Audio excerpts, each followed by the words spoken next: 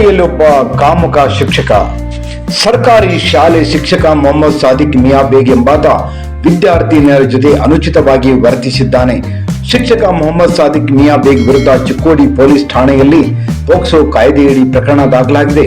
ಸದ್ಯ ಶಿಕ್ಷಕನನ್ನ ಅಮಾನತುಗೊಳಿಸಿ ಡಿಡಿಪಿಐ ಮೇಕನ್ಮರಡಿ ಆದೇಶ ಹೊರಡಿಸಿದ್ದಾರೆ.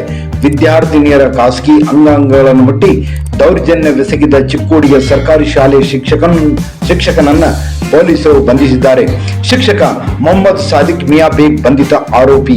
ಮೊಹಮ್ಮದ್ ಸಾದಿಕ್ ವಿದ್ಯಾರ್ಥಿನಿಯರ ಖಾಸಗಿ ಅಂಗಾಂಗಗಳನ್ನು ಮುಟ್ಟಿ ವಿಕೃತ ಮೆರಿತಾ ಇದ್ದ.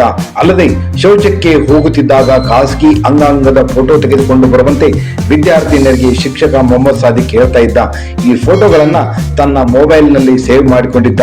ಶಿಕ್ಷಕ ಮೊಹಮ್ಮದ್ ಸಾದಿಕ್ ಪಾಠ ಮಾಡುವುದನ್ನು ಬಿಟ್ಟು ವಿಕೃತವಾಗಿ ವರ್ತಿಸ್ತಾ ಇದ್ದ ಎಂಬುದು ಆರೋಪವಿದೆ. ಶಿಕ್ಷಕ ಮೊಹಮ್ಮದ್ ಸಾದಿಕ್ ಕಳೆದ 1 ವರ್ಷದಿಂದ ಸುಮಾರು 30ಕ್ಕೂ ಹೆಚ್ಚು ವಿದ್ಯಾರ್ಥಿನಿಯರ ಮೇಲೆ ದೌರ್ಜನ್ಯವೆಸಗಿದ್ದಾನೆ. ಓರ್ವ ವಿದ್ಯಾರ್ಥಿನಿ ತಾಯಿಯ ಮುಂದೆ ದೌರ್ಜನ್ಯದ ಬಗ್ಗೆ ಹೇಳಿದಾಗ ಪ್ರಕರಣ ಬೆಳಕಿಗೆ ಬಂದಿದೆ.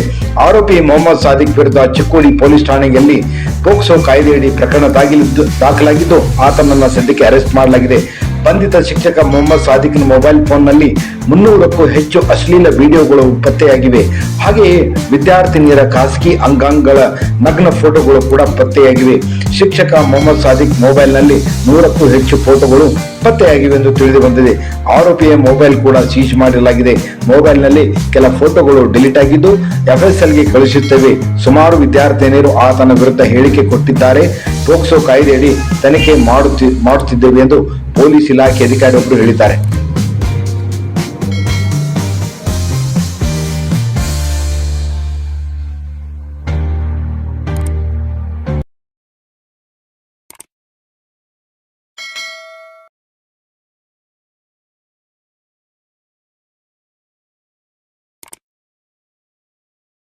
ಇದು ನಮ್ಮ ಇಂದಿನ ಸುದ್ದಿ ಸಂಚಿಕೆ.